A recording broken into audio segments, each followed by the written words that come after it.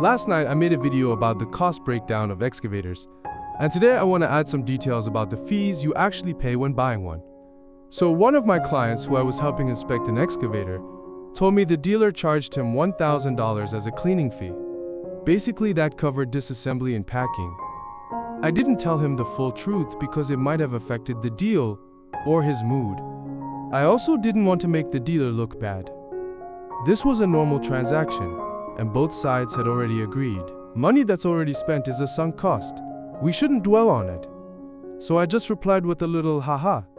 If he got the point, he'd know what to do next time. What they called a cleaning fee is actually a packing fee.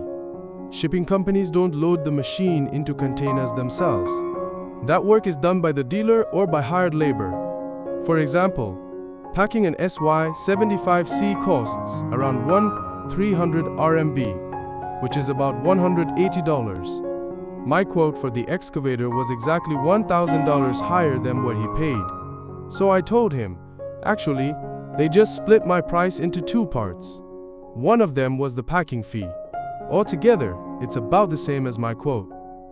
If you don't know how the Chinese excavator market works, no one will tell you the real costs. No matter how many times you buy, you won't realize you're paying a bit extra each time. Here's the full breakdown of fees. 1. Purchase price. This is the machine itself. Online listings are usually a bit lower than the real price to get buyers' attention. Example, a $16,000 excavator might be listed at $14,000.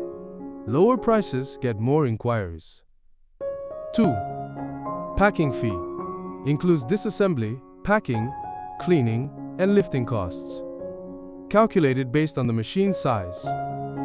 Small machines that fit directly into containers might cost only 1,000 RMB, $140. Bigger machines require a day or so of disassembly, then a forklift to load parts into the container.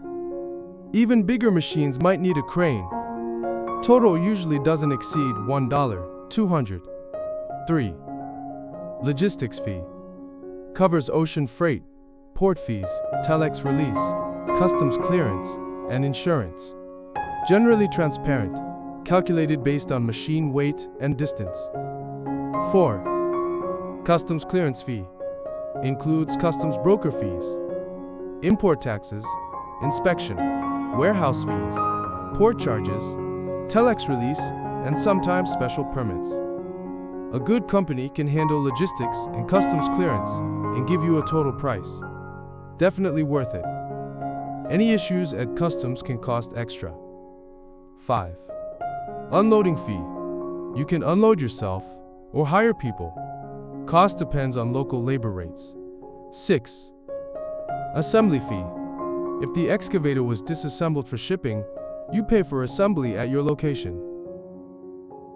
So basically all fees fall into 6 categories: purchase price, packing, logistics, customs, unloading, and assembly. Names might vary, but the meaning is the same. Sometimes, if a client pushes hard on price, we might sell at cost, but we usually make up for it by selling attachments. Typically, we aim for 15 to 20% gross profit, because China's VAT is 13%.